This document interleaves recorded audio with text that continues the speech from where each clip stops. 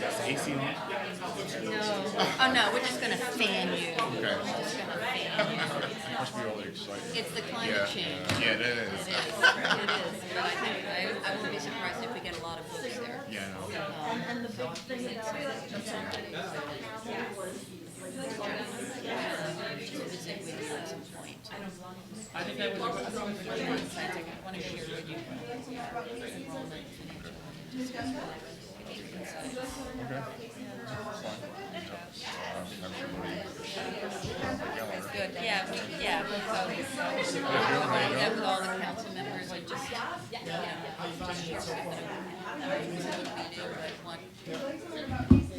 very similar to what I was sharing with the executive,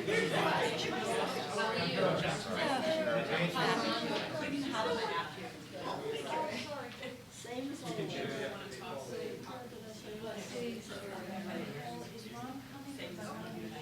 All right. Very well.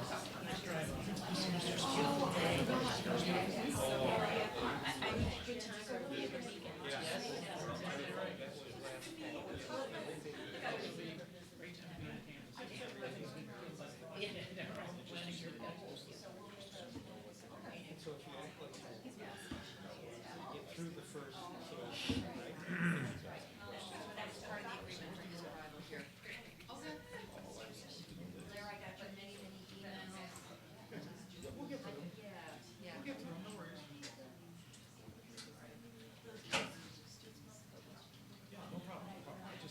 Yeah, but around the other policy, I've got some ideas too about what we can enforce that. Not enforcing unintended. That makes sense.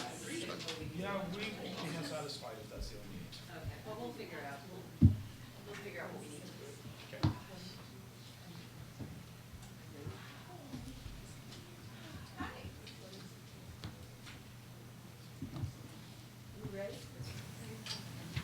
Okay, good morning. Good morning. Happy almost last day of fall. I am wearing sandals today because I refuse to acknowledge the fact that Monday is the first, or a week from Monday is the first official day of fall. So I will wear summer clothes. Not quite until it snows. These microphones are new, aren't they? We don't usually have them, do we? Yeah. Okay, all right, so it's not me. I can hear you well. I've never been accused of being a quiet person, Harold. Okay, so it's my pleasure to call this meeting of the College Council to order. We have a few absences today, and we thank you all for coming. The first item on the agenda is the approval of the minutes from the last meeting. You've received them, and you also have a copy in your folder in front of you. So I would entertain a motion. Oh, I'm sorry, you're right, we don't have a quorum. So we can't do that officially. So we'll defer it to the next meeting. Could I offer a slight correction? Because I wanted to. Okay. In the report for diversity, equity, and inclusion, the number of incidents, it's bias incidents, reported bias incidents, that's what's dropped significantly. So we might want to make that alteration. Right, and that will be reflected in the revised minutes at our next meeting. And I would also like to offer a correction where it stated about the fact that I wasn't there, and therefore Molly called the meeting to order. That makes it sound like you didn't know I wasn't coming. So you can say that, you know, it was an excused absence and therefore Molly called the meeting. All right, so that will happen next time. So there, we don't have anything else that requires motions. There are things that will be happening at our next meeting that will require motions. So we want to make sure everybody understands that. And I know it's hard for people with their schedules. And we did change the date of this meeting, so that complicated things for a few of the people who were not able to be here today. So now we come to my report, which will require some action on your part, but no resolutions. I'm just gonna tell you to do stuff, okay? That's fair to do even if we don't have a quorum. So I attended the President's Open Meeting on August 22nd. Full room at Kellis Hall. The deans were there, the vice presidents were there, the faculty senate was there, everybody who needed to be there was there. And the president started off her remarks by saying that people who have been here for a while would recognize that this was different than it has been in the past. It was held in a different place. It was held at a different time. It was 10 a.m., and there was no food served. So that kind of set the tone that this was a different kind of opening address.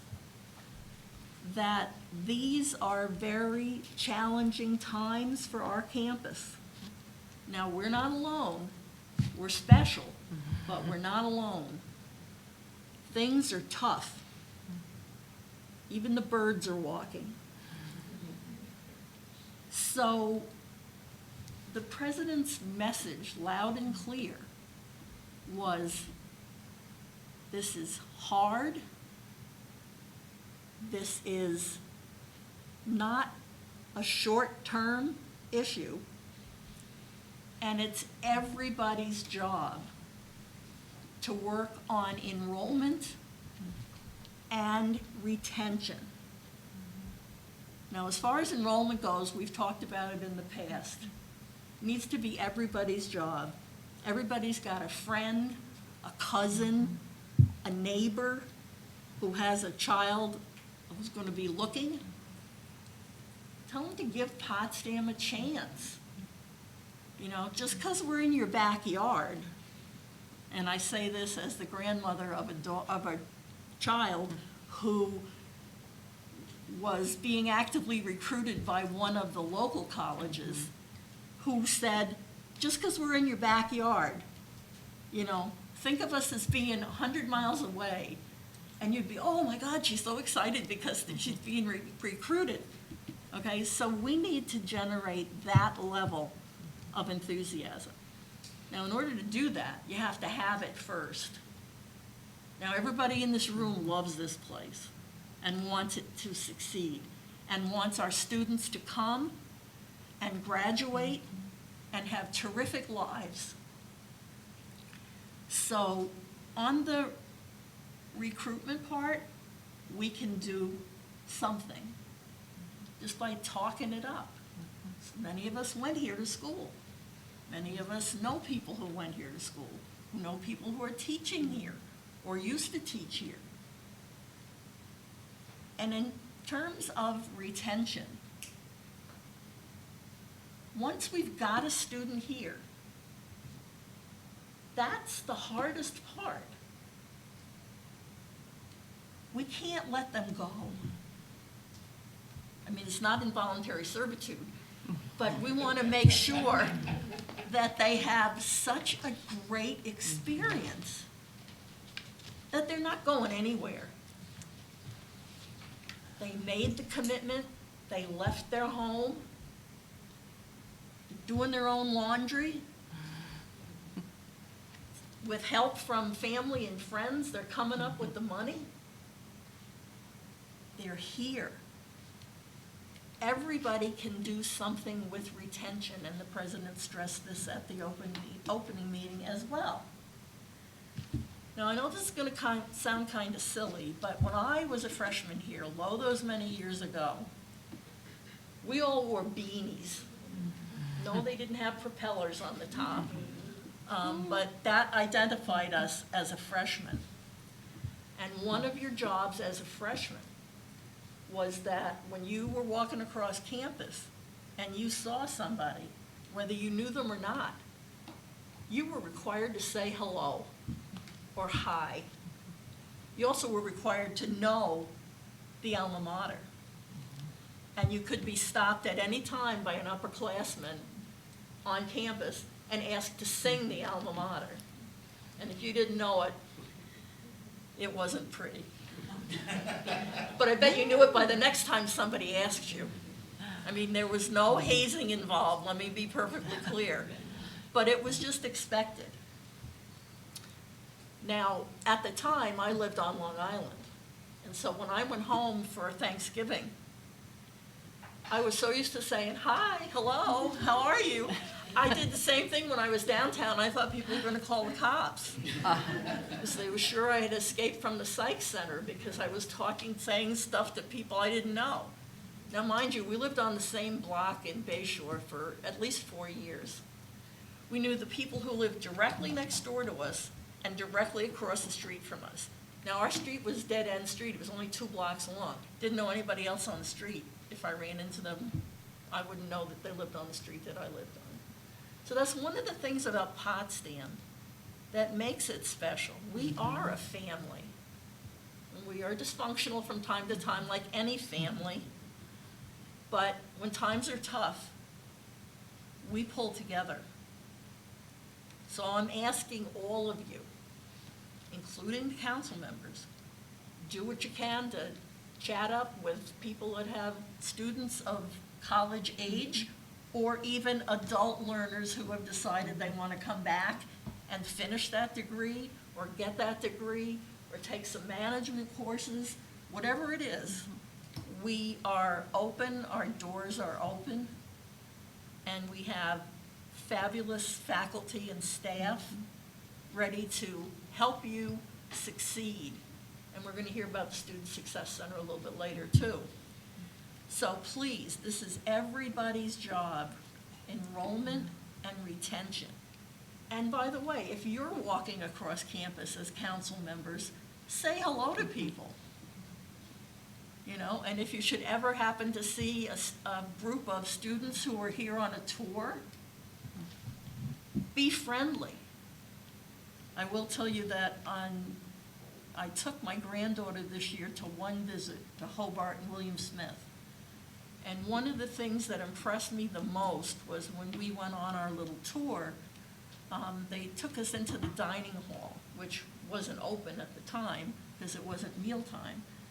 And there was a woman at the desk outside the dining area who said, the tour guide said, oh, she knows everybody, you know, like one of the Pacey's people.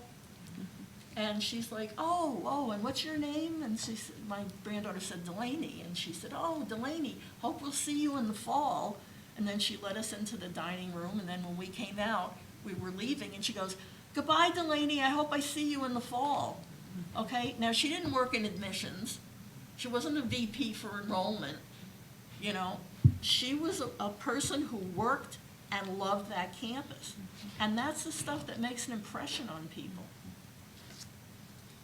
So think about the little things. You know, we're not going to charge you individually with solving the enrollment or retention problem, but everybody can do something. Okay, I'm going to get off the soapbox now. President Esterberg, as part of her opening remarks, also gave a high-level summary of the financial issues and some of the practical consequences of our challenges, like the fact that negotiated contract raises are basically given to the campus to make up with no additional help. I know you talked about the TAP gap the last time. So if you would like, and I would encourage you to get a more detailed look at the inside of the finance picture. On Monday, September 30th, that's a week from Monday, there will be an open budget forum with the president and the vice president for business affairs, Eric Johnson Ortiz, at 4 o'clock upstairs on the 8th floor. So I would highly recommend, if your schedule permits, that you attend. This is the second, third.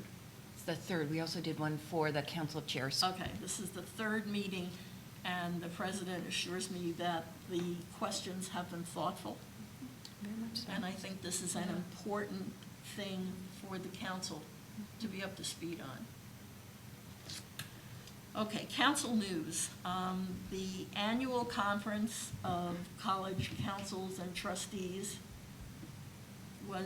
already happened this year.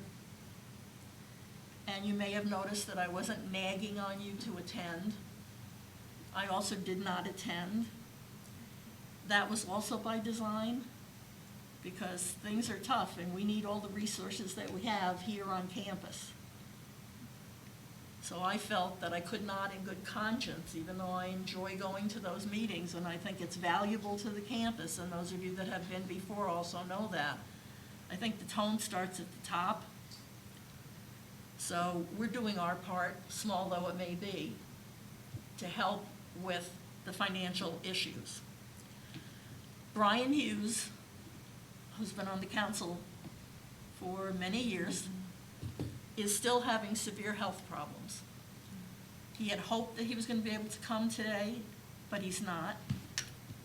And I understand that he's actually cut back on the practice, that he's now off council, because physically he can't do what he was doing before. So we're going to circulate a card, and I'd ask everybody to sign it, let him know that we wish him well, that we're thinking about him, and we miss him. Hopefully that would brighten his day. Former council member, I'm not sure anybody besides Roger remembers Lee Turner when he was on the council. Lee died recently. And at our next meeting, we're going to do a resolution memorializing his service on the council and to the college, and have it sent to the family. If anybody has any memories or information about Lee's time on the council, if you would share that with Nicole, that will help in crafting the resolution. And Nicole did send out an email, but it was kind of like the third thing down, and I only read the first two, so I think that's why you didn't get any response from anybody. So speaking of the council, lots of changes. And I'd like to formally welcome our newest voting council member, Callis Nunes, who was elected in the spring as the new SGA president. And he is going to be here as a regular fixture at our meetings. And we welcome you, and we look forward to working with you this year. I hear you're off to a whiz-bang start, that you've got all sorts of ideas and lots of energy. So let's look forward to working with Callis. Now Blair Medor is the new head of the Faculty Senate, and he's going to be joining us in that important capacity as his observer and also as the representative of the faculty to report to us at our council meetings. Now you may recognize Blair because you always see him at commencement. He's one of the marshals. But now you have to be especially nice to Blair this year, because now at commencement, he's going to carry the big stick, otherwise known as the mace, as the chair of the Faculty Senate. So we look forward to seeing you at our meetings, Blair. We thank you for that. Now, in addition, I'd like to welcome to their very first official council meeting the new dean of the School of Education and Professional Studies, Dr. Alan Grant, and also the new dean of the School of Liberal Studies, Dr. Gretchen Galbraith. And at our next meeting, we will also be welcoming our new interim vice president for enrollment management, Ronald Brown, who had a family engagement and is unable to be here today. Now, so I told you about the budget meeting on the 30th. Today, the campus is participating in the global climate strike. And as UUP helpfully pointed out, it's not a union-organized strike, so people can participate without violating civil service rules. So at the conclusion of the meeting today, I would invite you all to walk over with us to the statue of Minerva so that we can participate. SGA President Callis, President Esterberg, and I would invite the council members to come. It's not a long thing. It's supposed to be over at 12:30 anyway. So I think it would be good for us to show up and show support. And I know that a few of the faculty have actually canceled classes, so students can participate and the faculty members as well. Now, with that, I just want to remind you, our next meeting is November 8th. Please put it on your calendar in stone, so you will be here. And that's the end of my report. I apologize if I took too long. Any questions? Okay, thank you. Now it's President Esterberg's turn. Thank you, June, and I'm grateful for your remarks, grateful for that focus on retention and recruitment, because there really is nothing more important for our campus, both for the health and vibrancy of the campus and for the financial health. So very, very grateful. I'm grateful to the College Council for their leadership in the community. And I'd like to also extend my welcome to President Nunes. We're thrilled that you'll be representing students, and to Professor Medor, who brings great energy to the Faculty Senate. And I think we're doing some wonderful work together, and look forward to what I think is actually going to be a very exciting year. I'd like to reiterate the importance of the climate strike. This was organized by our Environmental Studies Club. We've got vibrant environmental studies programs on campus, and we're in the process of developing a new environmental science program. And so I think for our region and for our students, this is an important event. When I think about our laser focus on recruitment and retention, I want to point out Mindy Thompson and her leadership here.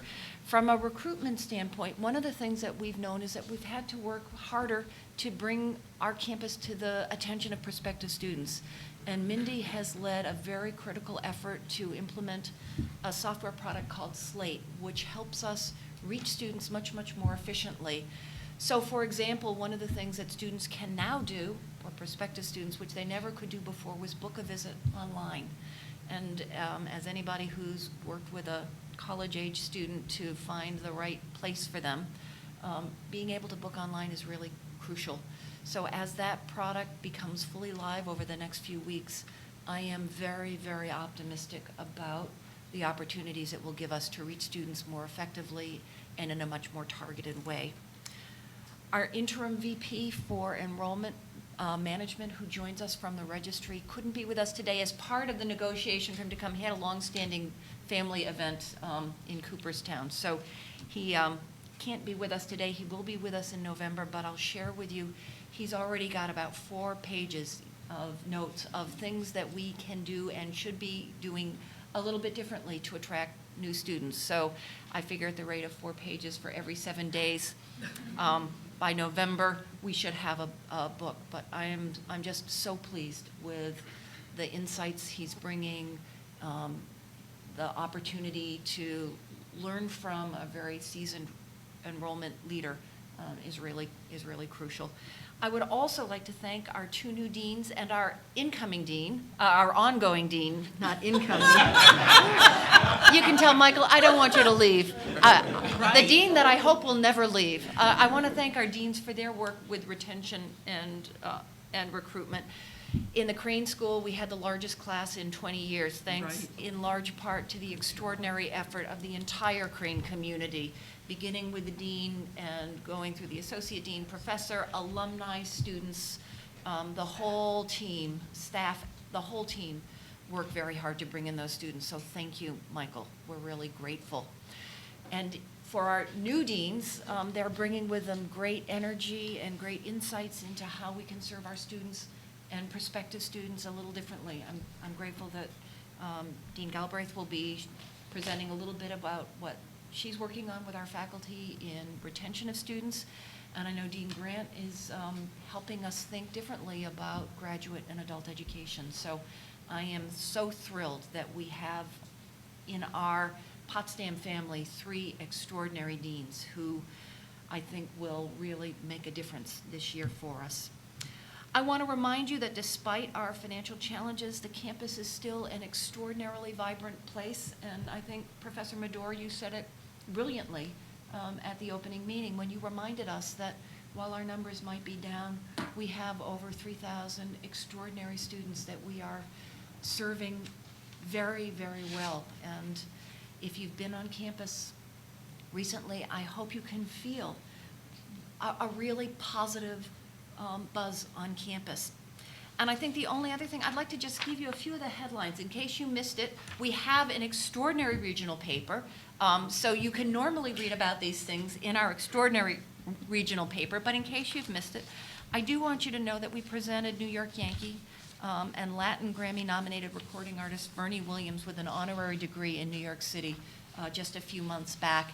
I come from Red Sox territory, but I can share with you that Bernie Williams was just extraordinary, and we hope to bring him to campus soon. He's very interested in meeting with our students, but I can't tell you what a pleasure it was to be able to provide that extraordinary honor to an athlete and musician and role model for us all. Our TEDx SUNY Potsdam went live on the TEDx YouTube channel, so if you weren't able to be here in person for that amazing event, I would encourage you to go over to the YouTube channel and see what our extraordinary arts faculty and other faculty have to offer. It was an amazing day, and I'm so pleased that SUNY Potsdam is live on TEDx. Our archaeology field school just this summer focused on the site of a former Civil War training ground right here in Potsdam. And the kinds of things that our archaeology students do in the field really provide an extraordinary community service. So I hope you read about them in our regional paper. And I think the only other thing I'd like to announce is we are now 100% tobacco-free on our campus. Yay. And that's, as somebody who knows how difficult it is to quit the addiction of smoking, I'm very, very proud of our campus for taking this step. I know that it causes challenge for employees who no longer can engage in smoking on our campus, but I'm very, very proud of the community health faculty who are leading this effort, and to the students, because this was a student-led initiative beginning a couple of years ago. So my thanks to all who've been helping the campus make this important adjustment.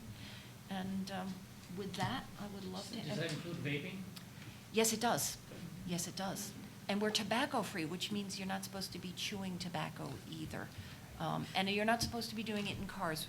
We're doing a soft enforcement, but I have to say, as somebody who walks the campus at all hours, I've not seen a lot of violators. A little bit in the cars, but mostly people have been pretty respectful, and we're grateful. Yes, so no vaping on campus, no cigarette smoking, and not in your cars. And no chewing. And no chewing. So, Any other questions, comments? Hearing none. Well, thank you. And thank you, June. All right, next, we've been talking about retention, and we're going to continue talking about retention. To make sure you retain it. With the rules of public speaking, you have to tell people what you're going to tell them, then you tell them what you tell them, and then you tell them again what you told them. And send them notes. And send them notes, right. So Sean Partridge, who is the director of the Student Success Center and one of our new deans, Dean of the School of Arts and Sciences, Gretchen Galbraith. Dr. Galbraith and Sean. All right, I will lead off. We're developing a little bit of a roadshow here. We actually just did this with Arts Good. and Sciences faculty yesterday.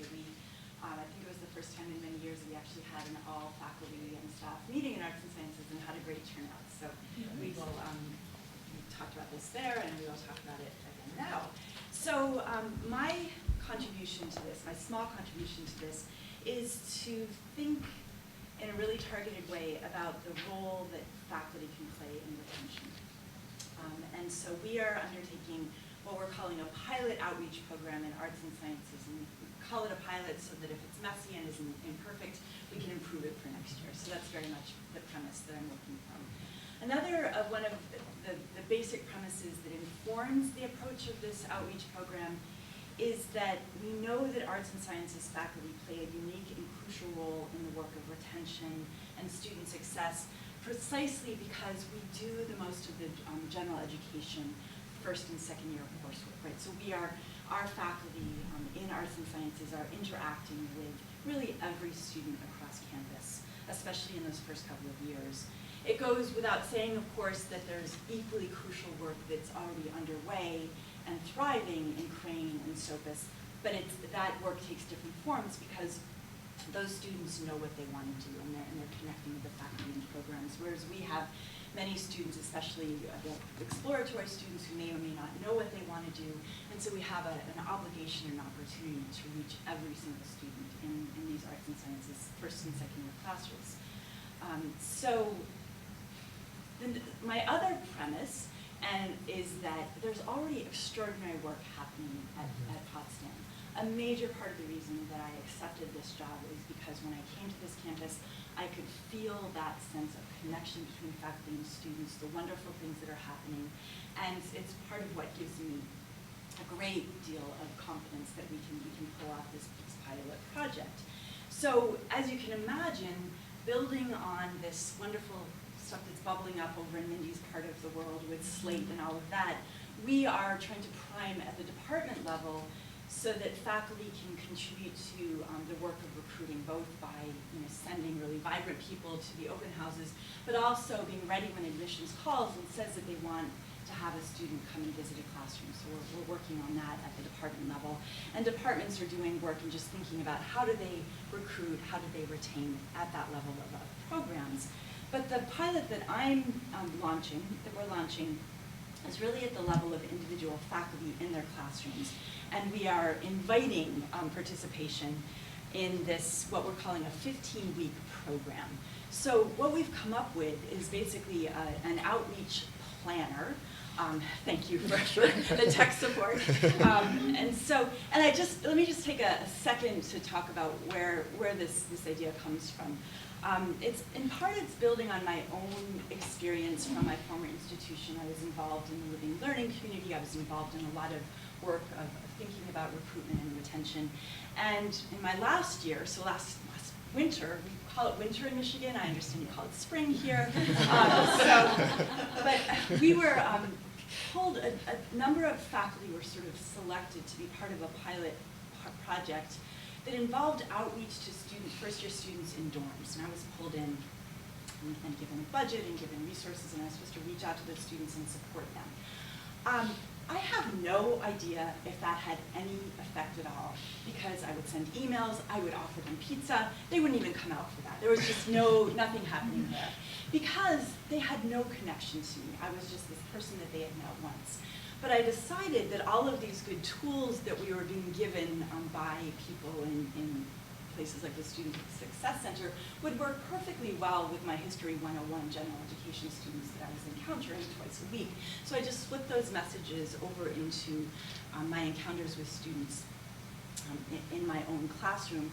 And I have to say, it made a palpable difference. I feel like after 26, 27 years in the classroom, I know how to have rapport with students, but I felt something different was happening in my classroom as I was reaching out to them with messages about resources for advising, thinking about taking care of their health, thinking about access to a food pantry, different things that students needed to hear at different moments in time. And I found them coming to ask me questions that I'd never before been asked by students. And it's pretty clear to me that they had nobody else to ask those questions of. So I somehow had opened up a door by being that faculty member in the classroom, clearly showing them that I cared and that I also was a conduit to resources. So that's my own experience. What we did here, what we've done the last couple of weeks on campus here is that I've taken the sort of the basic template that I inherited and borrowed and brought over here. And then I sat down and started working with Krista Meadow in my office and Matt Levine, who has a lot of expertise now from running our exploratory program. And then we pulled Sean Partridge in, who is the crucial access to other resources that we have available. And so what we've done is to craft week-by-week messages that we are sending out to faculty. I sent them the whole first 7 weeks of messages, but then I'll chunk it out week by week at a time. And then we're going to get all the way through a 15-week cycle.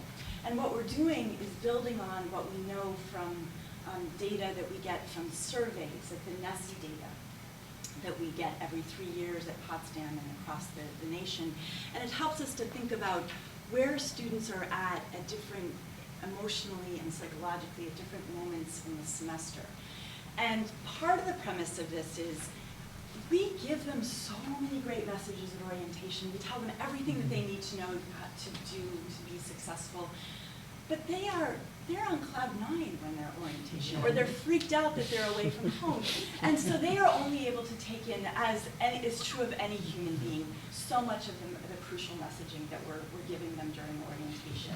They don't think they're gonna fail, so why would they hear about, what resources they need to access when things are actually going badly? So what we're doing is scaffolding in a kind of week by week. This is where many students are at emotionally, psychologically. These are the kinds of things that you might want to know as a faculty member that they're thinking about. And some of the messaging we just added was, some students have never failed before. They're going to fall hard when you fail for the first time, so think about that. So that's the first column. Faculty are going to their classes thinking about this is where students are at. Second column is these are things that you could tell students based on where they're at in the semester. These are the wonderful resources we have through the Student Success Center and elsewhere. These are the kinds of ways that you can reach out to them in a timely way. If you get further down into the semester, we'll be doing some really targeted outreach around find your advisor, figure out what your plan is for next semester. If you're coming up against your first exam, these resources, so on. And then the third column, and this is where we're going to just need a lot of faculty buy-in, and I think we have it, is these are the things you as a faculty member can actually do to make things better for your students. You can participate in some of the tools that Sean's going to talk about in about a minute. And these, so we're also trying to break down for the faculty members. You don't have to think about the whole issue of retention. You can take it week by week and just do this one little thing. We are quite hopeful that people are really going to engage in this. I think there's a fairly high level of interest as we presented it. And I've been talking about it in the newsletter that I started up for arts and sciences faculty. And so we're just going to take it week by week and try to plug faculty in where they need to be. So that's what we're doing in arts and sciences. We'll see what comes of this. We'll get a lot of input, and we'll turn it around and do it better the next time around. We're seeing it as a kind of an iterative process. But none of this is possible without all of the work that happens in Sean's shop and in other parts of the campus. So I'm going to turn it over to Sean at this point. And so, thank you very much. And so, thanks for having us today. I'm going to talk a little bit, and please, Nicole, whoever's keeping time, please give me the hook when you need me to get out of here. I will continue to talk until you force me out. But I just want to kind of give some highlights of what we're doing in connection with the great work that's being done, not only in arts and sciences, but the School of Education and Professional Studies has started a retention kind of audit within their departments to kind of get a sense of what's happening and where the strengths are and start to share those best practices. And we have just created an exemplary model for student interaction and retention and recruitment. And so we're hoping to use a lot of the lessons that they've learned over so many years to kind of inform some of the things that we do going forward. And so, as Gretchen mentioned, we talked with the arts and sciences faculty last night, and over the last month, since we've had the president's address at the beginning of the semester, and that's been reinforced pretty much everywhere on campus since, the thing that I'm most struck by is the enthusiasm and the energy right now among the faculty and the staff and the administration. And when I say staff, I mean, we, at the meeting last night, departmental secretaries were all there, and those are people who are at all levels, as you said, really getting the buy-in into what we need to be doing. And so that's really exciting. And so I'm going to talk a little bit about some of the things that we're doing within the Student Success Center to support these initiatives. And I think ultimately, one of the things that really drew us all here, probably in the first place, and keep us here, is the passion for our students. I think that's pretty universal on campus. And what we're going to do is try and use some of the resources that we have here on campus and the things that we've invested in from a retention standpoint to try and take that passion and translate it into a wider success, right? We have a lot of really great pockets of success, and we want to try and scale those up to affecting larger groups of students in more meaningful ways. And so, again, I will talk very fast, so please, at any point, don't stand on ceremony. If you have questions or if you need me to stop and take a breath, let me know, and I can slow down a little bit. But the biggest resource we have, I think, on campus right now to support these efforts is something called Navigate, which is a software platform that the college has invested in. It is designed to really support all aspects of student success and retention. And these are some of the things that the platform can do. I don't need to get into tremendous detail on some of this, but for example, in the first 2 weeks of the semester, there's a built-in process in this platform that allowed us to reach out to courses that have traditionally the ones that students tend to struggle in, right? The ones that they tend not to do well in or to withdraw from, so they end up with lost credits, they end up slower time to degree, all those kinds of things. And so we're able to pull data from the platform that says, hey, here are those courses that tend to be the ones that students trip up on. And we did, in the spring, a quick pilot program with about 20 or so classes.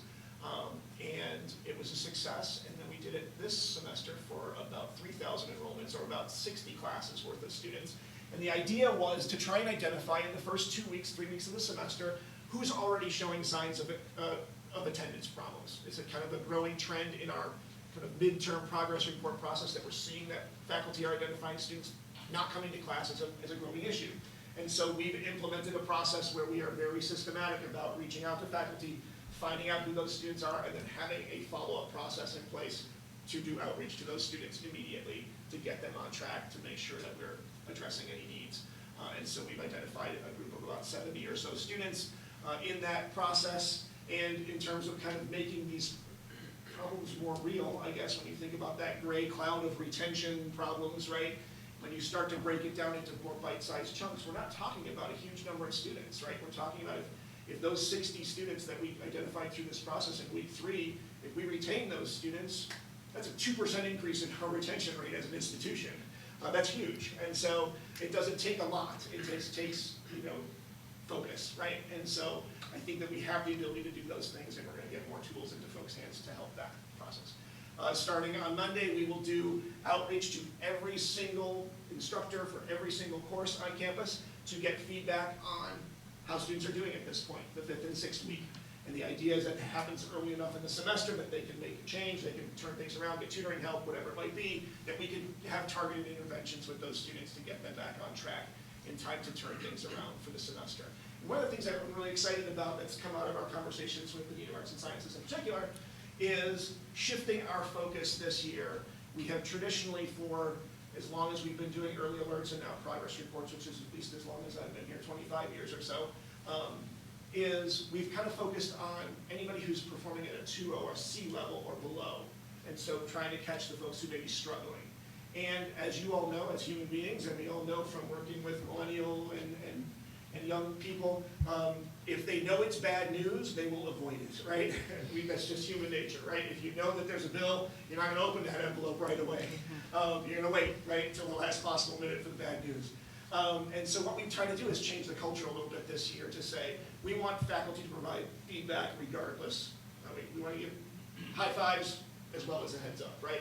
And so the idea being that those students will be more likely to check and follow up on if there's a chance that there may be some good news as well, right? And so I think that positive reinforcement can be just as powerful for us as a tool going forward that we can really move the needle on this. The other stuff on here, I think it really allows us to improve communication across offices. It's a great platform for sharing notes and communicating with students. You can send text messages and you can send emails and you can communicate with faculty. It's a really fantastic communication tool. We have, I think I have a slide that might illustrate this. Yes. No, that's not the one. Hold on. me skip ahead a second here. So in terms of student contacts, we're able to look in real time at, just as of yesterday, last night, just in the 4 weeks of the semester, we have booked in the system, logged in the system, almost 3,000 contacts with students, and representing about half of our student population has had a unique contact with somebody on campus. That could be to add and drop a class, it could be an advising appointment, it could be, you know, a counseling appointment, it could be anything.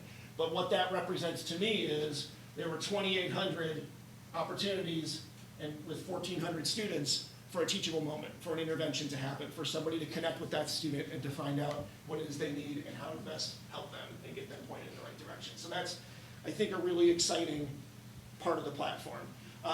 We can do a lot of strategic planning, data analysis, there's all kinds of great information in there. We're gonna start working with individual departments to kind of pull their own specific data and start to kind of create individualized plans for those departments to address maybe needs that they might have.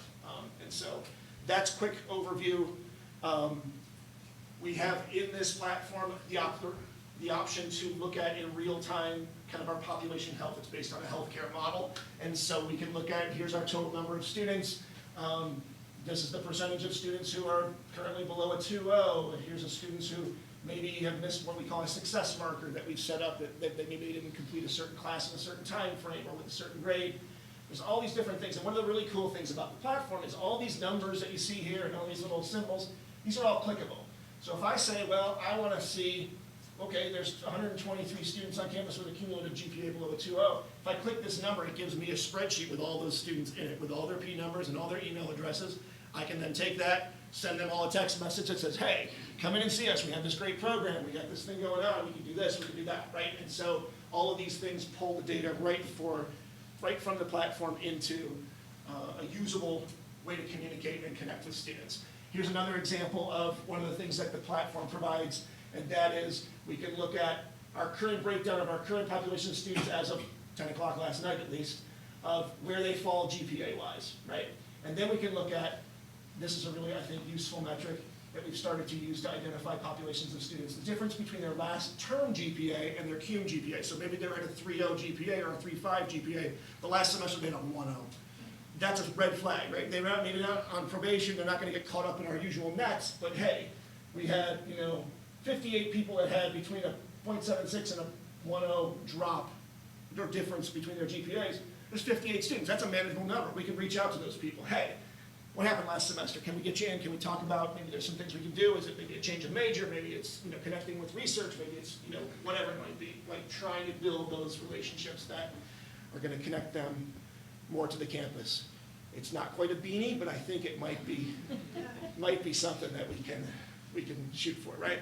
It also allows us to look at things like deploying our resources, right? We have created this great new one-stop office on campus for registration, financial aid, billing questions, all those kinds of things.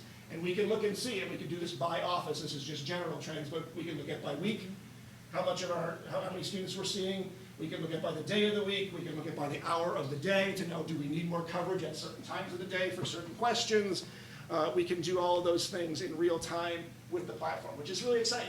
And so we're really hoping to kind of convert this into real meaningful contacts with students and ultimately retention and success, right? We often will look at retention in terms of students failing out, and that's really not typically what we're seeing at the college. Students don't fail out, right? They leave for a lot of other reasons, financial reasons, they may have health reasons, they may have, we lose a lot of students at the high end, right? Because they just aren't engaged in the way that we want them to be. And so I think there's a lot of great opportunities for us to catch those folks. So in terms of creative solutions, I'm gonna run through these real fast. We have a bunch of things happening on campus. Like I said, there's a really great energy right now, and this is just in the first month of the semester and building on some work from previous semesters. We have a brand new kind of overhaul of our advising program we're looking at doing.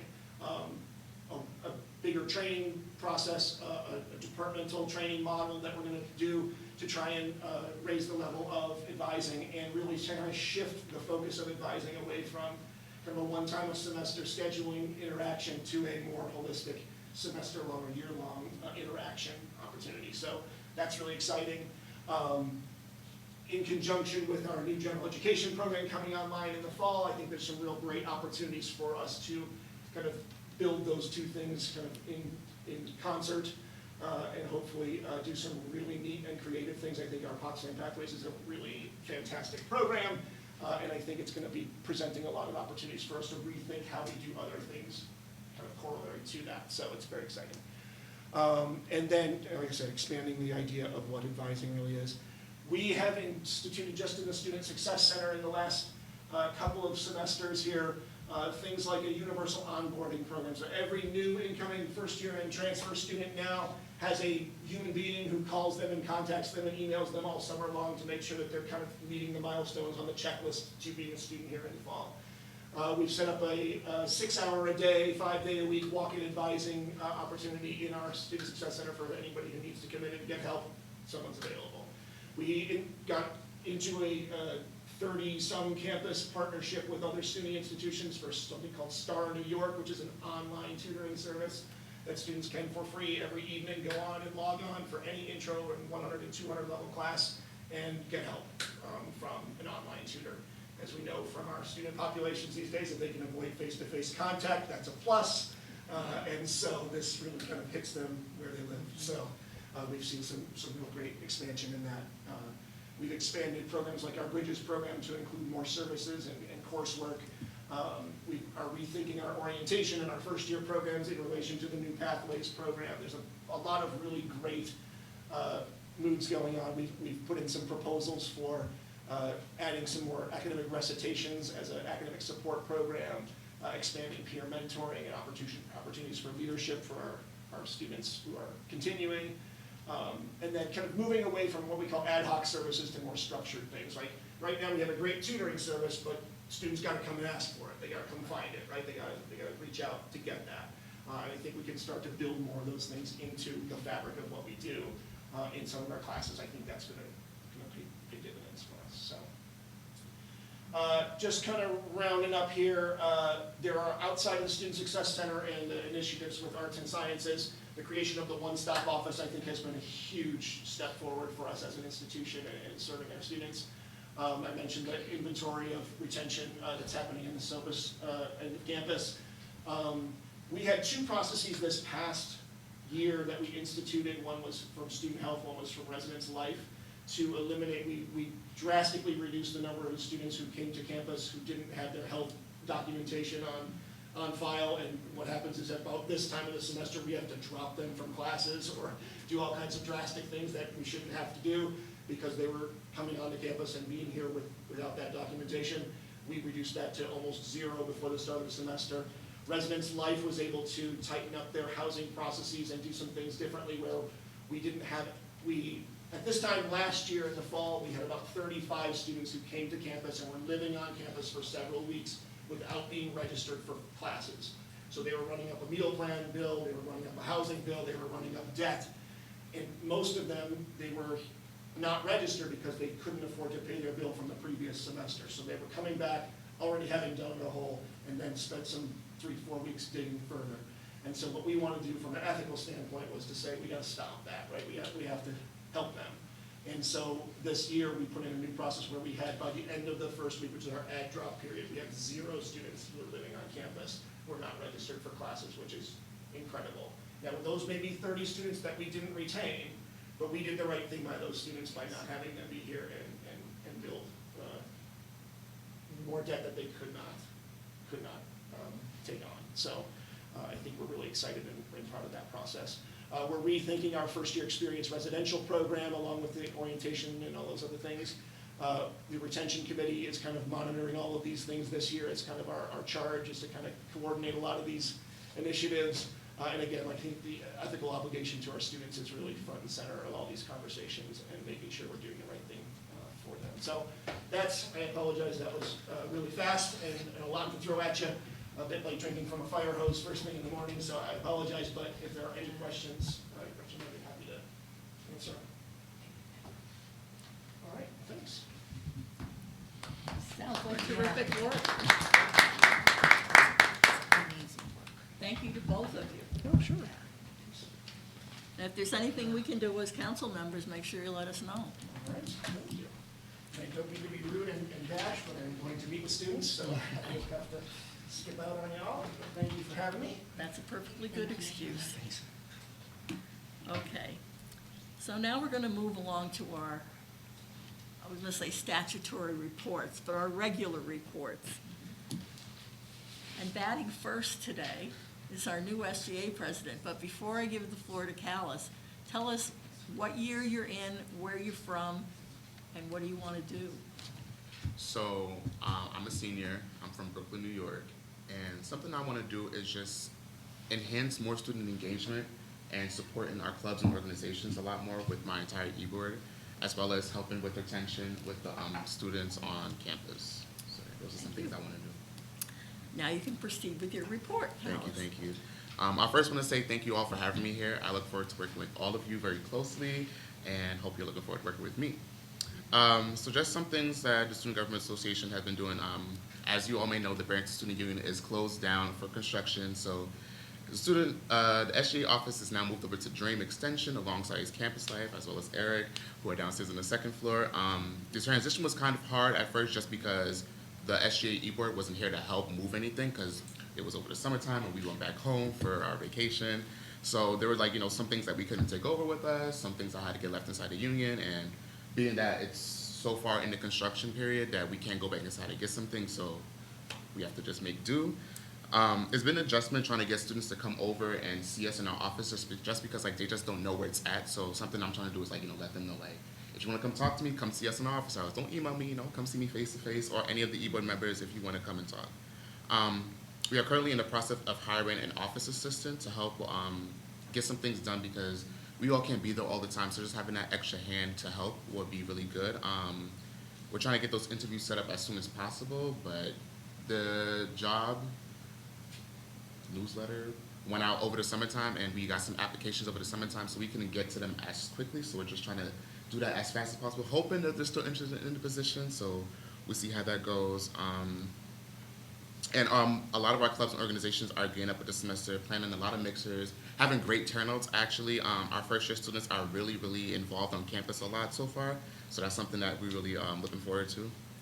Moving forward on to our e-board, so as y'all may know, I'm the new SGA president. Our e-board members consist of our vice president, Amber Rudolph, who's also a senior, our SGA treasurer, Alex Rodriguez, who's also a senior, our SGA comptroller, Kiara Espinal, she is a junior, and our SGA secretary, Kara Ramsaram, she is a sophomore. And we've all taken our roles very seriously, trying to make sure we're gearing to help the students and let the students know that we are here for them. We're not just like a Bank of America where they could just come and ask for money and then get what they want. We just want to make sure we're there to support them. As well as something that my entire e-board decided to do is if there's ever a club or organization that's having an event, inviting us to make sure they have that support, they see us there, we're involved on campus, and just something that we want to do for ourselves as well. We had our first Senate meeting on September 4th, where the SGA Treasury began a training for the senators and for the upcoming academic year. And we also began gathering students for various committees available through our SGA. Continuing this year, Assembly is open to all SGA fee-paying students, so it isn't just select people that can come to our Assembly meetings. Any students on campus can come and be a part of that. There weren't a lot of students the first meeting, but numbers have been growing as the weeks have been going on, so that's really good. New clubs, currently, we only have one new club that has been approved to be under SGA, and it's a natural hair club called Kinks. They actually had their first mixer yesterday, which had a great turnout. I believe that the president was expecting 20 students and 47 students came, so that was really, really good. Wow.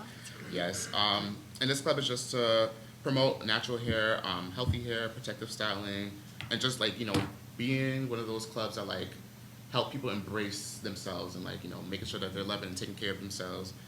And I can't wait to see what they do in the near future. Some new ideas is that this year the e-board will not be continuing the club membership agreement form, the CMAs. That's something that the SGA did last year. Just getting some feedback from our e-board officers and other clubs and members. It wasn't really helpful in a sense where they talked about it at the beginning and it never got brought up again. And the president said that it was a waste of time. So that's something we just try to take out.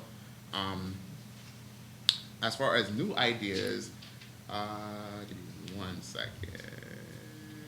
Oh, So something that we're trying to do is increase sustainability. So we're trying to decrease the amount of paper that we're using. So during our Senate meetings, we usually would have like a stack of bills that the senators will come take in every meeting and like look over. Now we're just gonna have it up in a PowerPoint just so that we're not using and wasting a lot of paper.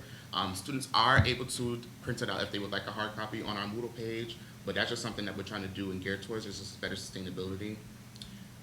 Our secretary, she is the one that really spearheaded this, trying to minimize the amount of paper that we're using. Our vice president is working on club constitutions. Something that she had found out is that like every 5 years a club needs to update their constitution, and there's a lot of clubs that haven't been doing that. So that's something she's trying to get done. She also wants to expand the amount of students that come to assembly. So she's trying to like work towards getting more engagement on that. Our comptroller is trying to utilize our social media accounts more than they was previously. Just like if clubs are having events, like sending it to her so she can put it on there.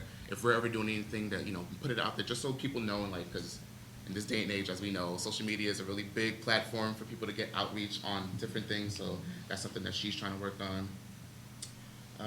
And as president, I would just want to support the club presidents a lot more. So I had my first president's meeting on September 12th.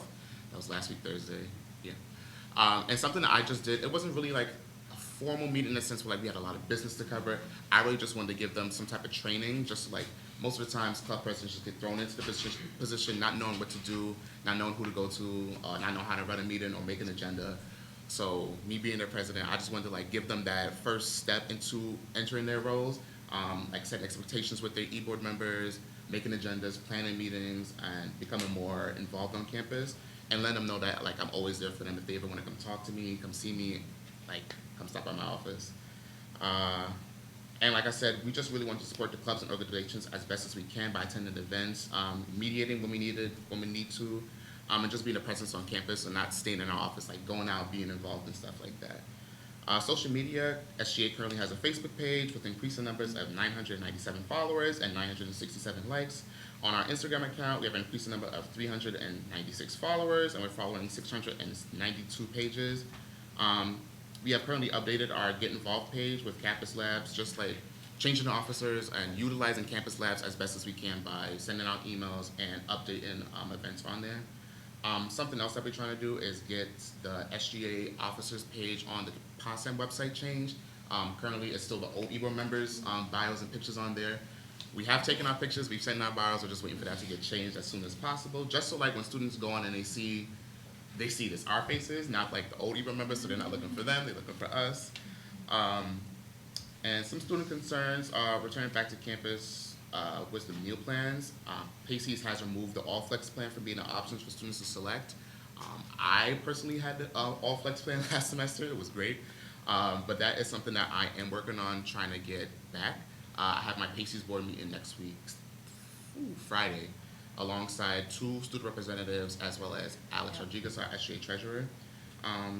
Another concern was the Burlington Student Union, of course. A lot of students just wanted to know like what the progress was, is it coming back next semester, if the college paid for it, and I really just try to make sure like I gave them that information that they needed, letting them know that it wasn't the college that paid for it. It's probably going to be up for the whole year, so they just need to prepare for that. Yeah. But to let them know, like, this is something that they really are trying to work on, and it's going to look great at the end, so they just need to work with it and adjust. Something else that a lot of students came up to me about was the Center for Diversity. They had lost Priscilla Burke as the interim director. She did not return, and a lot of students just wanted to know, like, what happened. So, like, once again, I just try to be that voice and that knowledge that they can give, like, and let them know what happened, why she didn't return, and stuff like that. These are all the concerns I've heard thus far, but encouraging students to come talk to me. Something I'm really trying to push for, and I try to demonstrate in the last Senate meeting was like, if you have concerns or you have issues on the campus, voice your opinions. We aren't mind readers. We can't go out and figure everything out by ourselves. If they this is their college campus and this is where they're paying their money for, they need to make sure it's something that they want. And I'm really trying to push for that as much as I can. Really trying to dig deep. What is it that you don't like? Let me know. Try and get it figured out for you as soon as possible. And that is all I have. Thank you. Question, Carlos, what's Yes. the all-flex meal plan? Oh, You got it first. so the all flex, right, so Pacey's with the meal plans, they have several different meal plans. So they have the 14 meals 500, that's for their first year students meal plan that they have to do. The all flex plan is basically, it was the cheaper meal plan that they had last year. So you basically get 2,000 flex to use rather than you having meals. So like instead of like, going to use a meal set, you just had flex, like that amount of flex to use for the whole semester. So it's $1 sum? Yes, dollar sum. Thank you. No problem, thank you. Other questions? What's your major? My major is speech communication. Who'd have thunk it? Thank you, Callis. Thank you. And now we're going to hear from the man who carries the big stick at commencement. Tell us about the faculty, Blair. How long would you like me to speak, or would you mostly like to ask questions? No. I can speak for 1 minute, or I can speak for 3 or 5, whatever. I wasn't given a specific time. Oh, really? Well, I'll- the floor is yours. Okay, I'm gonna speak mostly briefly, and hopefully you'll have some questions for me. First of all, I'd like to talk about the Potsdam Pathways program. Last year, and even before that, Faculty Senate worked tremendously to build upon the work of the people that put together this program, and it got approved.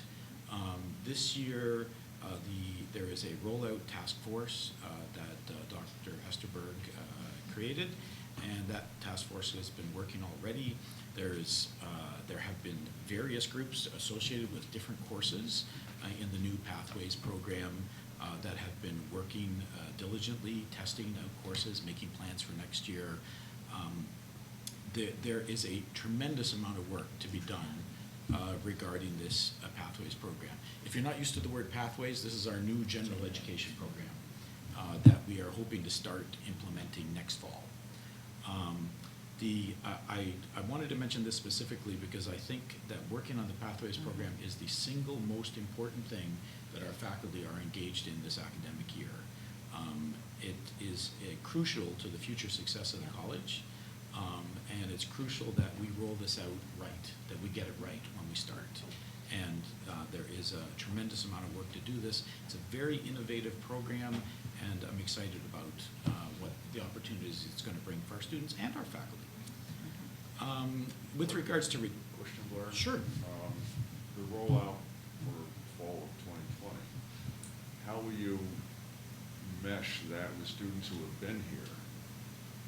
You've got a gen ed program now, you're going to have a new gen ed program. How is that going to?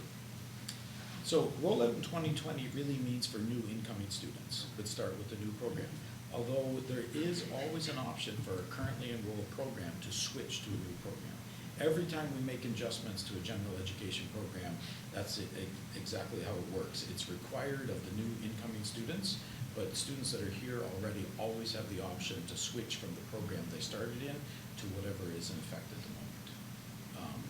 And the rollout in 2020, as Dean Sitton will tell you, is not going to be for all programs. For the BM program in Crane, we still have a bunch of issues that we have to resolve before we can do that there. So it's a strategic rollout. It should be for a large majority of the incoming students, but not all the incoming students. I know that we've had an effort over some considerable period of time to try to attract more transfer students. How is this going to impact their ability to transfer their perhaps community college credits to the program? I'm not actually the best person to answer that question. If you like, I could try and research I can get an answer from Dr. Curry and share that with you. I can give a quick response. Sure. Any student who completes an associate degree has a seamless transition. We accept their general education, just as any student who started here and then transfers to another SUNY, their general education is also accepted. We've worked really hard as a system on that seamless transfer, and while it's not always seamless, but it's intended to be smooth and is mostly smooth with a few hiccups. So we would anticipate that we would work very hard to create those pathways so that no student is harmed or has to take additional courses because of their general education. Yeah, that part of it is very solid, and we're aware of that already. The discussions that we've been having around this, so when you asked the question, that's what I was thinking of, are how to deal with the students that are somewhere in between. Yeah. So, and that's not a huge number of students, but it is people we want to pay attention to Yeah. and figure out how to treat them in the best way possible. There's a difference of 30 students per year. Exactly. Retention, that's important. Yeah, no, Exactly. absolutely. So, moving on to the issue of retention, I was very happy to endorse President Esterberg's call for a focus on retention and enrollment on campus. My faculty, when I talked to them after the meeting, they were very happy to do this. They seemed really excited about, they seemed willing, I should say, to, as some said, roll up their sleeves and dig in and engage in various ways. At the same time that they were really willing to engage and roll up, there was a lot of apprehension and a lot of concern about what this really meant. Faculty work very hard on this campus. They don't have time to add another 5 hours a week of work to what's there. And so there was a lot of concern about the details of how this is really going to work. I know that I brought that back to President Esterberg and Provost Bergeron and really encouraged them to issue concrete directives. And I was pleasantly surprised that before we could even engage in that the deans had jumped into the breach, and Dean Galbraith in particular, but also Dean Grant have, before we even got to that point, had been engaging with the faculty and making plans. And as you saw from Dean Galbraith's presentation along with Sean Partridge, we had a really interesting presentation yesterday at the School of Arts and Sciences. I'm really excited to hear how the faculty felt about that presentation as I get to talk to them. I've gotten very little, there hasn't been time to hear from faculty in that regard. Before we had that presentation, there was lots of people who wanted to work on this, but me for one, I didn't really understand what Dean Galbraith was asking us to do. I needed to hear her say it in person for it to really make sense. And so I'm excited to see how the faculty feel about this now that we've had that presentation and where we're moving forward. Faculty in particular had a lot of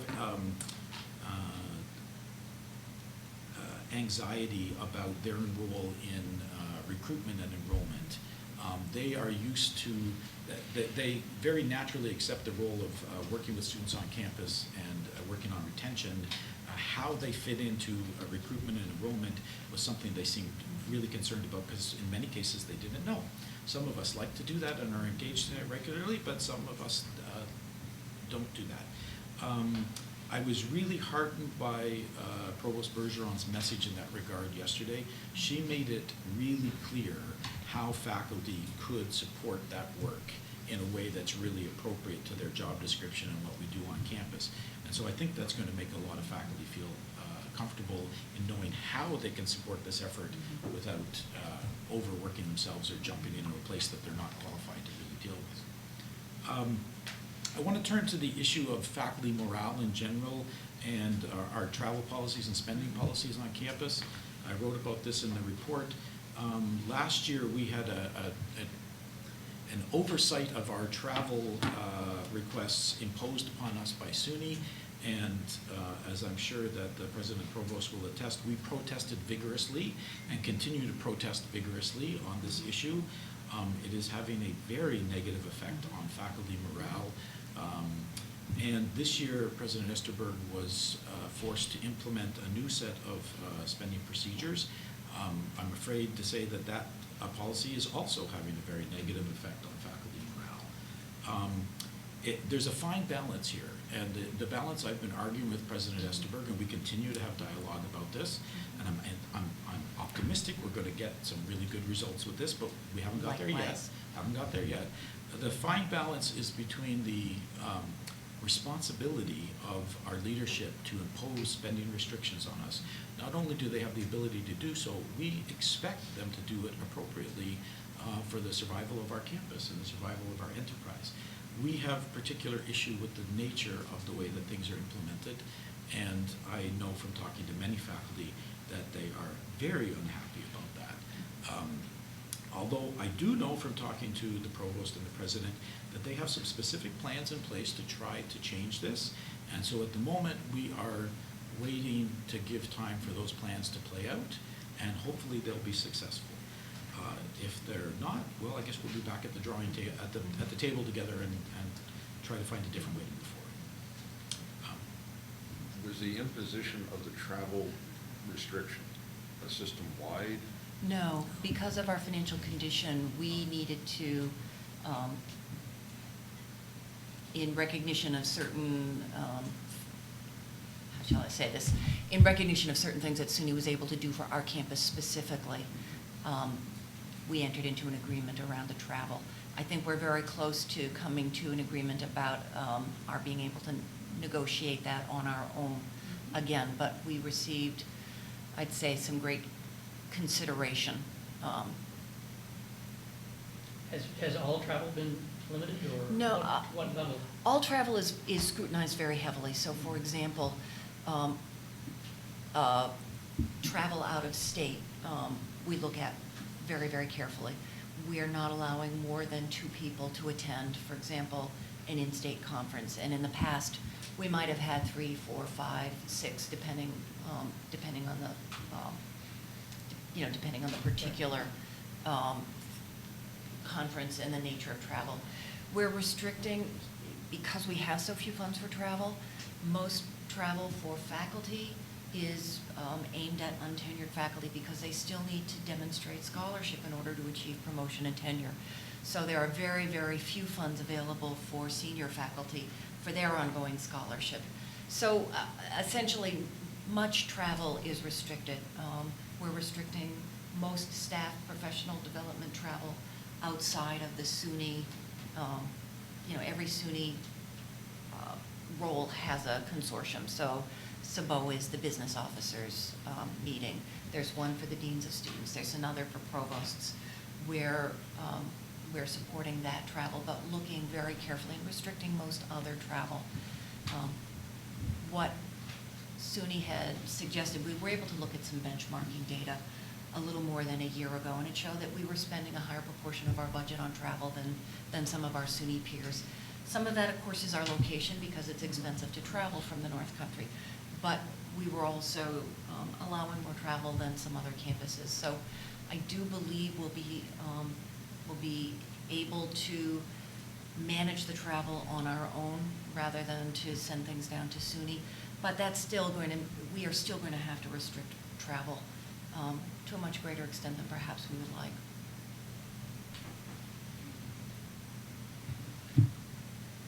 Thank you. Thank you, Blair. Can I just say it's a real pleasure to work with Blair. I think we come to our meetings full of ideas and eager to come to a different place than where we started from. So I think it's going to be an interesting year. I have great faith that working together that we'll continue to have really vibrant shared governance on our campus. And one of the things I appreciate most about Professor Medor is his willingness to engage with the provost and myself on things that really matter to faculty. So I'm very optimistic for us this year. Thanks, Thank you. Blair. I have asked a lot of hard questions already, and the provost and the president have been very forthcoming, and that's been really helpful. And unfortunately, there'll probably be a lot more hard questions. There sure will be. But we're going to keep doing that. That's okay. Thank you, Blair. Thank you. Provost Betty Bergeron.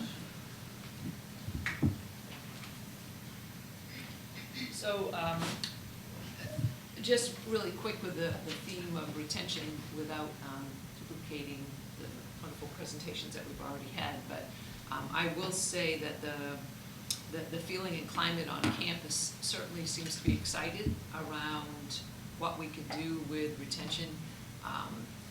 It's already a hallmark of what SUNY Potsdam is, and I say this with all sincerity, that the engagement that our faculty and staff have with students and that active engagement is so critical to retention, and it's what historically we've done so well and continue to do well. So I think that's part of the excitement because it's building on the incredible strengths. So for example, specifically within my office, with retention. A couple of weeks ago, we brought in a speaker from the Education Advisory Board for free to do a workshop, a morning-long workshop on overcoming the achievement gap that is caused by barriers that occur before students come to campus and barriers that campuses cause, and really looking deeply at our own practices. And from that, there's a lot of excitement about very specific kinds of strategies, like doing some really targeted work on training and implementing peer supports, peer mentors, peer coaches, some things around that. So a lot of cross-unit excitement and discussion that it's my job to make sure that that doesn't dissipate, that we continue with that enthusiasm. And I think the presentation that Dean Galbraith did in terms of how quickly arts and sciences came on board with a really targeted initiative that I can't wait to take a closer look at in terms of seeing this wonderful mapping that you're doing. And the work that, of course, SOPUS does. Retention rate is pretty high in the SOPUS programs because that's when they're already focused and ready, and they often are juniors. So it's a kind of a different population than the challenges that arts and sciences have. But I really do also sense a sense of optimism around retention, again, because it really builds on our strength. In terms of my updates, of course, provided that to you. I did want to kind of walk through a little bit, because it's hard to explain it on a short paragraph, some of the administrative changes within the division with Josh LaFave's departure to take another position elsewhere, which of course vacated the Director of Grad and Continuing Ed. So it was my strategy to figure out from a budget mindset how to reduce a line, but then to also think in terms of how do we build on our current administrative strength. So if I can decrease an administrative line in my brain, that means I can help support, maintain faculty line. So that's always where my focus is. So we have done some shuffling within areas of responsibilities. So in terms of the Office of Graduate and Continuing Education, that's now directed by Alan Hersker, who was my assistant provost. He also directed the Gen Ed redesign. Thank you for mentioning that, Blair. That's also very exciting. And he was also the supervisor of the Student Success Center and all its related parts, right? So Alan Hersker, as a director of grad and continuing ed, is really focusing on stepping up in terms of how to expand in Watertown, Fort Drum, Lewis County. And then also taking a close look at new graduate programs. He's already in discussion with the deans and faculty on that. So all of that part of the portfolio of Josh maintains now under Alan. Alan has taken with him for right now. He's my person that deals with student appeals that deal with academics, right? So he's brilliant at that, so he has maintained that as well. He's also working with the Summer U program from the Hersker Foundation's Heckscher Foundation. Right. Hersker I know. Foundation. We wish. With I that We wish. Well done, Betty. Well, so the But thing most is, of I them- always refer to it as the Hersker Foundation to be funny, so now I have it in my brain, so it's my own fault, right, it's my own fault. So he's doing that kind of work as well. Then what we have done, my associate provost, Jill Perrin, who does program review dealing with SUNY and also middle states and other accreditation. So she's taking on the supervision of the Student Success Center and that part of the balance portfolio. So because that's a huge amount of work, she is pushing off some of the brilliant process management work she's been doing with the One Stop to the very capable hands of Stephanie Claxton, our registrar. So she's helping lead some of that initiatives. Because of the importance with building our online learning portfolio, and because of the incredible expertise that Dean Grant brings to our campus, what we have done in that space is we've moved the three technology, online, instructional tech folks, supervisory-wise, to Dr. Grant. And Dr. Grant is in the process of really closely examining our processes and internal barriers for getting courses online. So we do know that we have some internal barriers there, so how can we improve that process? So he is taking that on. We also recently heard this week that he's been added to a SUNY task force to look at issues with online learning at SUNY level. So I appreciate that leadership step as well. So really excited about that. We have moved supervision of the art gallery and the writing center both to Dean Galbraith, as those tie obviously closely to arts and sciences. So I was trying to work with our existing strengths in administration to help make sure that all the critical areas are covered in creative ways, while also being mindful of our budget situation. So I'm sure there'll have to be some minor adjustments as we go along, but I'm really pleased so far with fresh minds, fresh perspectives in all of those different units. I think are really helpful. So, Any questions for Betty?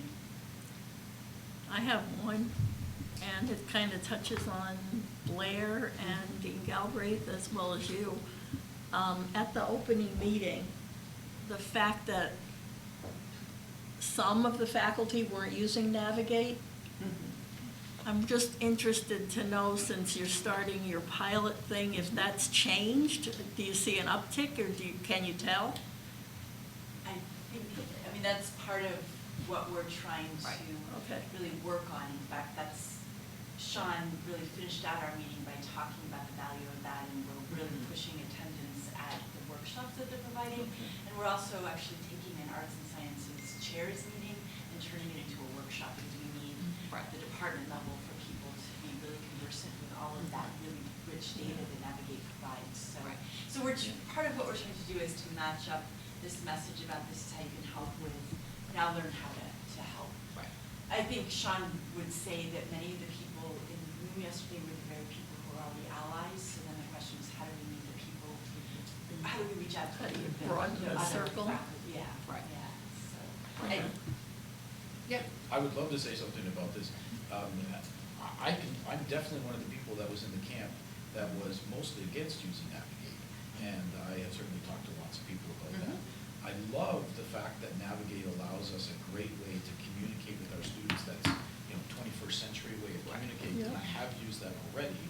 I'm very suspicious of the information sharing of the system and the way that information is passed between people that is potentially confidential information.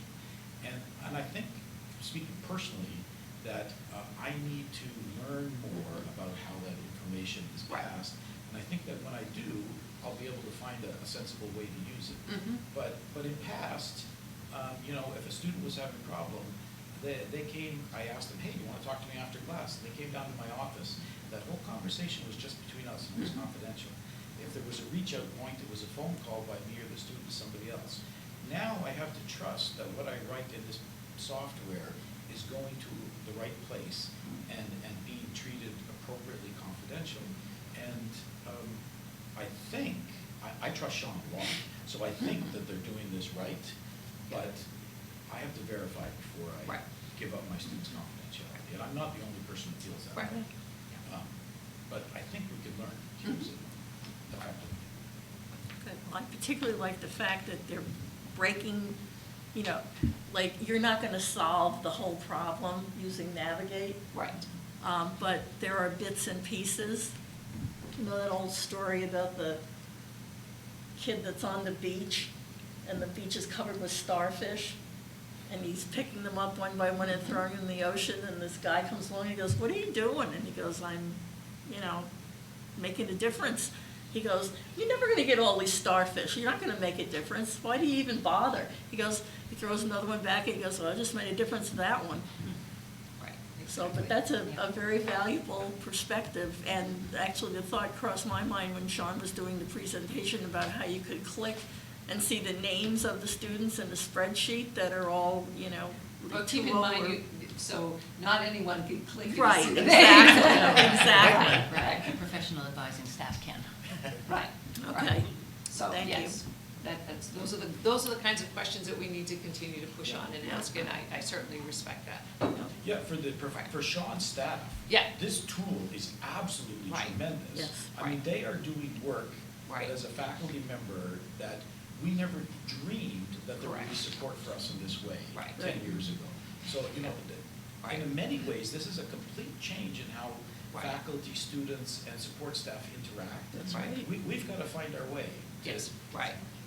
And to really find a way to identify students of concern, right? Because not everybody would have the time that Professor Medor would with a student saying, boy, I really need to talk with you, right? So part of it is how do we figure out that balance between identifying students of concern and communicating it with the right people and connecting students to the right resources. So that's really important to us, no matter which way we do it, right? Yep. So, yeah.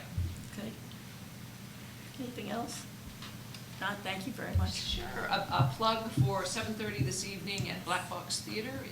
Oh, you have a new musical? No, it is the prison plays. So Oh, yeah. Professor Rivka Rokio works with incarcerated individuals who are playwrights. So they have developed one-act plays that our students in theater and dance will be doing dramatic readings in a Black Box Theater tonight. I attended last year, and the plays were not only written really well, but the deepness and richness of the stories of these individuals was very important for all of us to hear. So if you're available at 7:30 tonight, I think it's just an hour, then there's a talk back time, so Black Box. Okay, great. Yeah. Thank you. Yep. Okay. Our Vice President for Business Affairs, Eric Johnston Ortiz. Good morning. Good morning. I will try to keep my comments brief. We just finished our budget cycle. The end of the fiscal year was June 30th, and we have submitted our 2019-20 budget to the system. I think we did it probably a month earlier than we did last year, which is good. Along with that was an updated 5-year proposal for our finances. We've yet to hear about the final closeout for last year, and I had some updates from SUNY. That will be forthcoming soon, but and I would have to say, in my own opinion, if things were absolutely horrendous for last year's closeout, we would have heard something By now, already. yes. So not hearing it is actually better news than maybe if there was a tremendous problem, they would have told us this is your issues. So I'm hopeful that it will be a fairly easy closeout and moving towards the new fiscal year.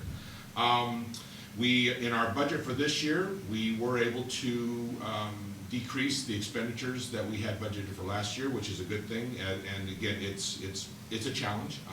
It's not going to be short term, but we feel that moving forward, we do have good possibilities of attacking what needs to be done, and with the possibility of potential increases in enrollment and retention, as we know that is the focus of the campus.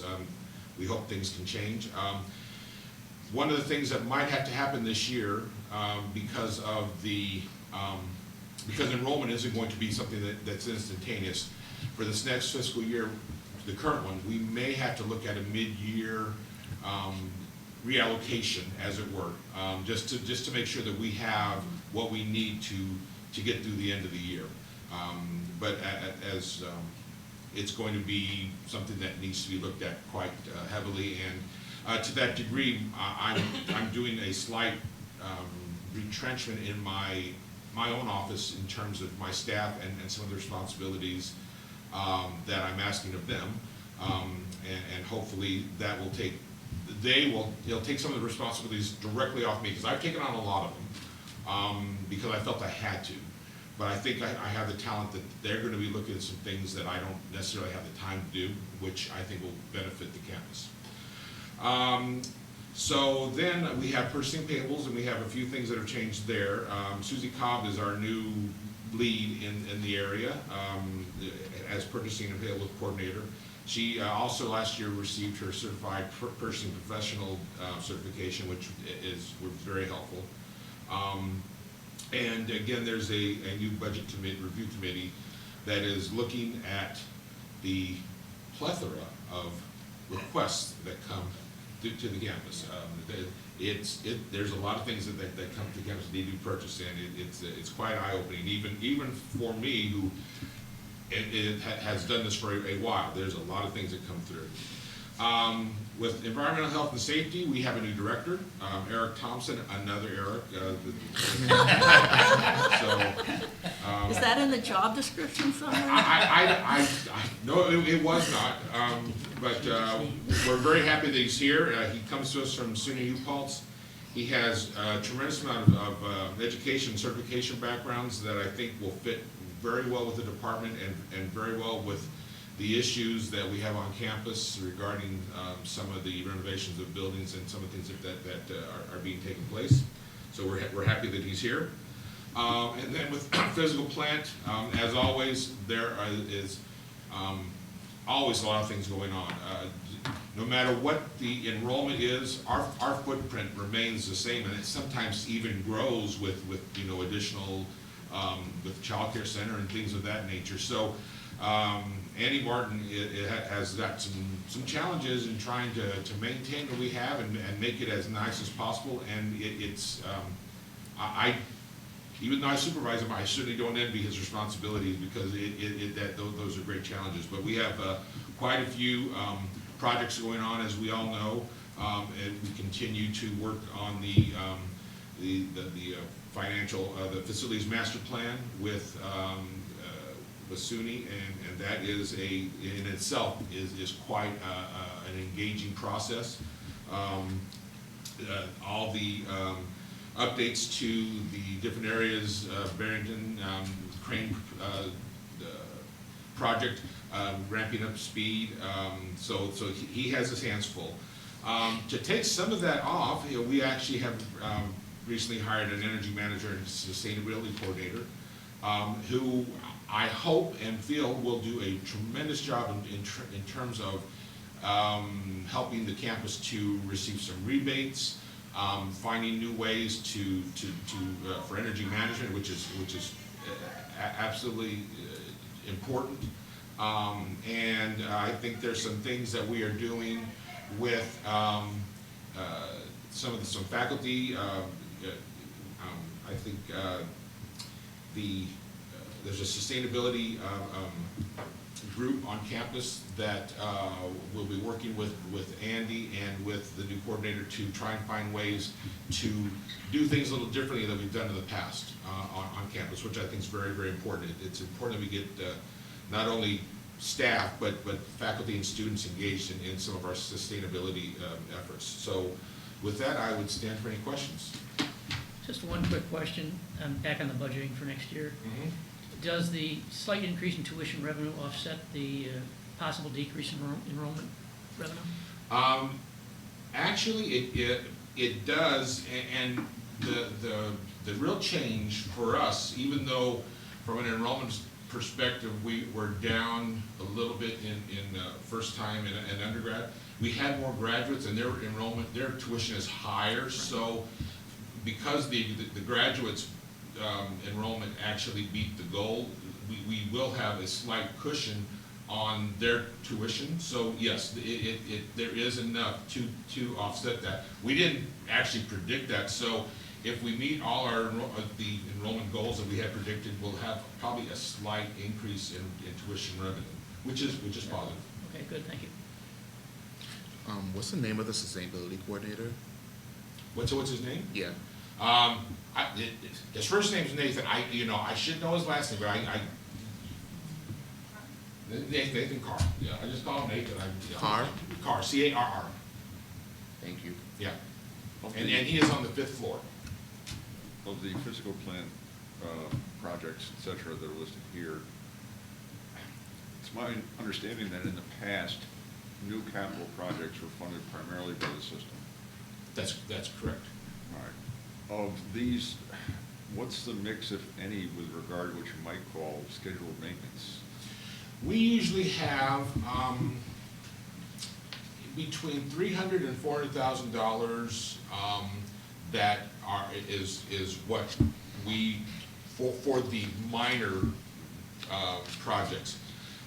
Quite honestly, the bulk of the money does either come from the capital, the construction fund, and/or we get some money from DASNY for dormitories. Again, it's small. I think maybe Eric would comment, but a lot of things that we're doing there don't necessarily address the real issues, which in terms of maybe some of the cosmetic and some of the new facilities such as restrooms. I know restrooms have been a real challenge with some of these things. And I think moving forward, our plan, if the 5-year plan does take effect and it works, there'll be more monies to invest in some of the renovations and things in the dormitories, which we know on campus is a real challenge. But as far as our money's being invested into renovations, it is not a great amount. Most of it does come from the state. Thank you. I'm just curious, you had the shelter-in-place drill. How did that go? I was homesick, so I was sheltered in bed. I can't, I'm not sure about that. Okay. Yeah, June, I'm actually one of our emergency coordinators on campus. Oh, okay. So, yeah, we do an annual active drill, which we typically have done is our shelter-in-place drill. We continue to have some problems with our own email system and messages getting backlogged and delayed in getting out. But Like people, the drill is now over? yeah, 20 minutes after it was actually over. The text messages work really well. The interface with the Rave Guardian app worked really well. Anybody who has a Gmail, Hotmail, all got them instantly, but anything with the Potsdam.edu. So the CTS team is working to diagnose it in the interface with Rave, which is our emergency alert system. The one area that was confusing that we're working on clarifying the messages, we got lots of questions and lots of posts on, some posts on social media that thought our drill was an active shooter drill, which it was not. Which is the That is a shelter in very place. different, Yeah. and so we're working on a draft of a follow-up email to get out to campus that explains that it's different in resources and et cetera. You might be interested to hear that my colleagues who were in classrooms with students when this took place had some very interesting experiences. They said that the students were very, very adamant that they wanted to discuss and talk about how they could secure their classroom that they're in. In many cases, they were unhappy that there isn't a deadbolt that you can shut from the inside. And it's a big dramatic change from even 2 or 3 years ago when we would have a drill like this and the students didn't want to do anything except sit there. And the students this year, they were reporting very active engagement, concern about how we would respond to something like that. And to me, that's something we have to be sensitive to. Definitely. I would add additionally, we had heard from students, like you said when we first started doing this, that a lot of faculty put the sign on the door and kept teaching and didn't even talk about what was happening. And recently, we hear a lot more, not only students, but faculty taking a few minutes in the class to say, this is what's going on, and if we did have an emergency, let's talk about what we would do. So I think on both sides, we've Yep. seen some Yeah. good response to that and growth, absolutely. Thank you. Thank you. Now, continuing the talk about finances Yes. with the favorite good topic. news. Ooh. No pressure, Sal. Oh, I love it. I love it. Good morning, everybody. It is always nice to start with good news, and I can report that last year we raised over $3.7 million from individuals and other entities on behalf of the college. Over the last 5 years, the average per year was about $3 million a year, so we're well above that mark for last year. Obviously, the goal is to keep it at that level and then grow it. The next target, of course, would be $4 million.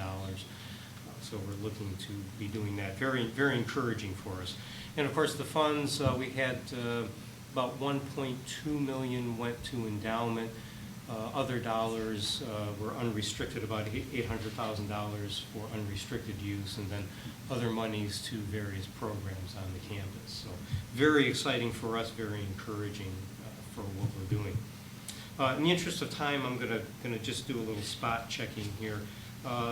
We recently received an award from CASE, the Council for the Advancement and Support of Education. It's a national organization that provides training and information for advancement and alumni programs. And the award recognized the overall strength of the fundraising program here. So always nice to get recognition for things like that. I will note that even though it says it's a 2019 award, it recognizes the program for the fiscal year 2018. Yeah. The Potsdam College Foundation manages the endowment on behalf of SUNY Potsdam.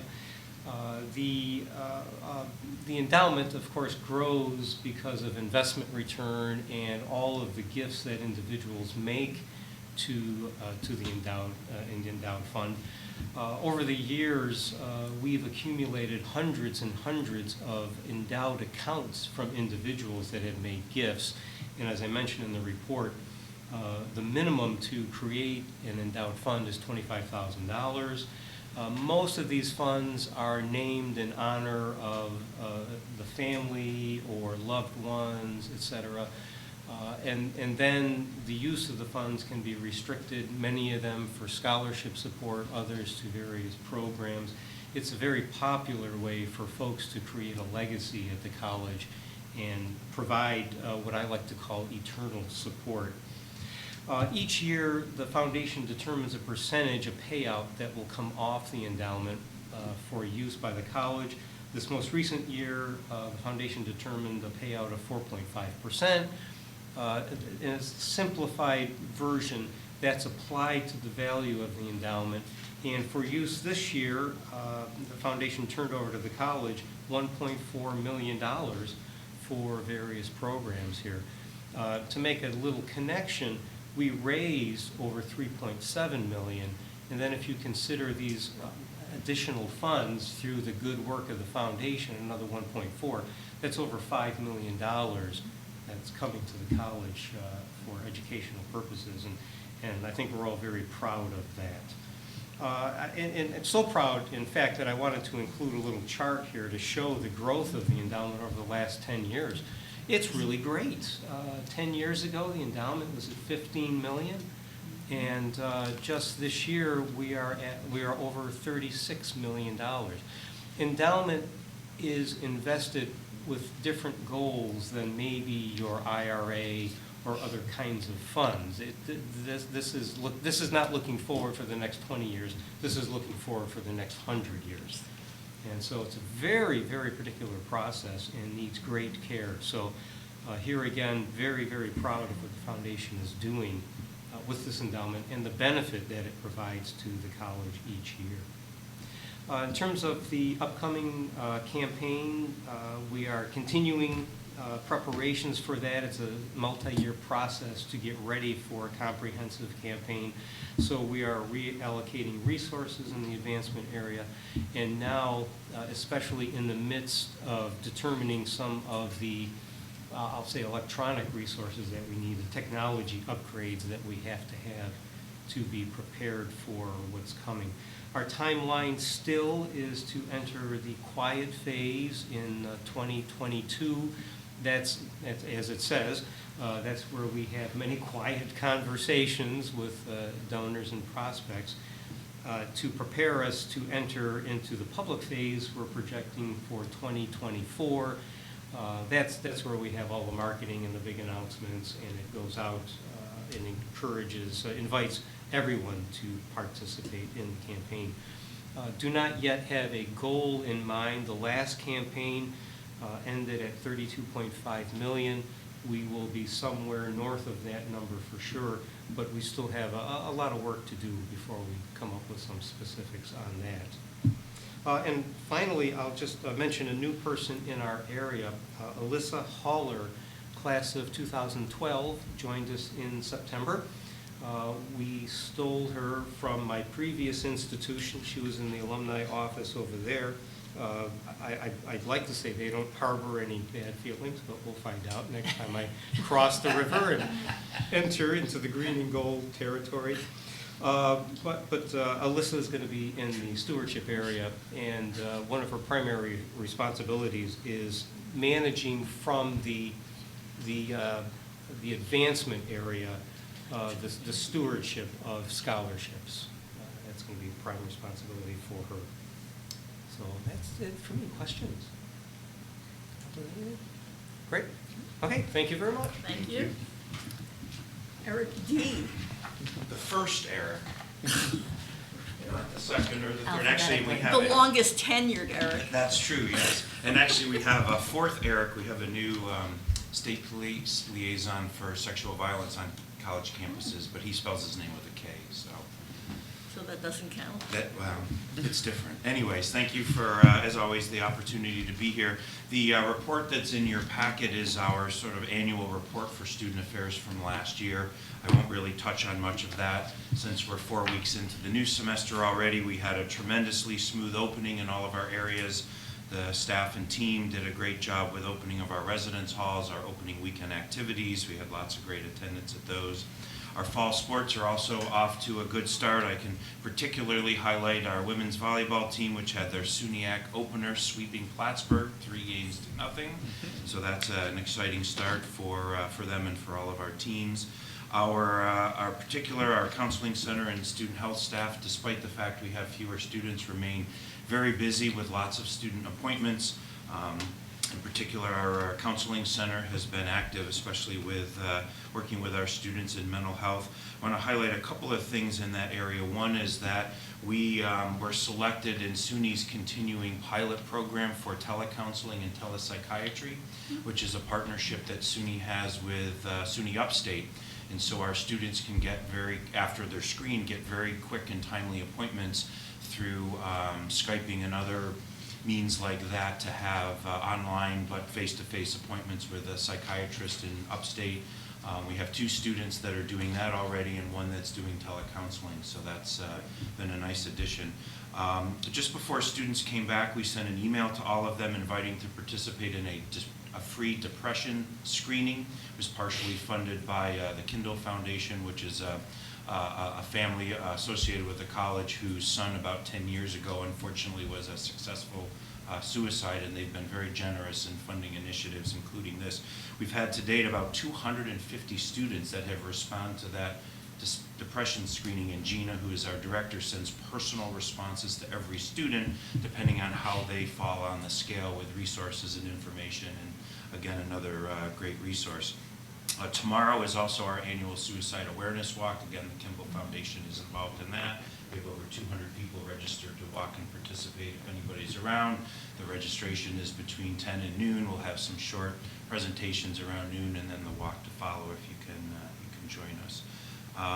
Last thing I would mention, sort of neat, I actually just came earlier this morning. I had a Associated Colleges meeting with the other deans and vice presidents of student affairs of the other 3 college campuses, and I believe that's one of the first that at least we've done in student affairs.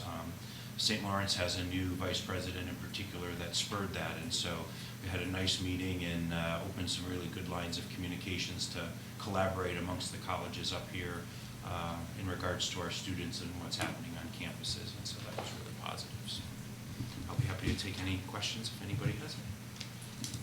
Maybe you could mention the 2 counselors in residence. Sure, yeah. I was going to wait until we had a little bit more data on that for the next meeting, but I'm happy to highlight that. I think I may have mentioned that at the last meeting last year, but we have started, I believe we are the first in SUNY, that we reconfigured our residence life staff and took 2 of our live-in hall director positions and changed them into what we call counselors in residence. So they live on campus, they are supervised jointly through residence life and the counseling center, but they are counseling our students right in the residence halls. They are involved in after-hours crisis intervention, and they are very busy. In some ways, as busy or busier than some of our counselors. And again, it's another resource that we heard our students, and so we just reconfigured. We have some areas of the residence halls that we don't have housed right now anyway, so we were able to reconfigure the residence life staff so that we can still provide services to our students through that and not hurt with the reconfiguration of, so we have 2 master's level mental health counselors that we've hired that are working in our residence halls that are also helping our students. That was my next question, Eric. Are they properly certified? Yes, yeah.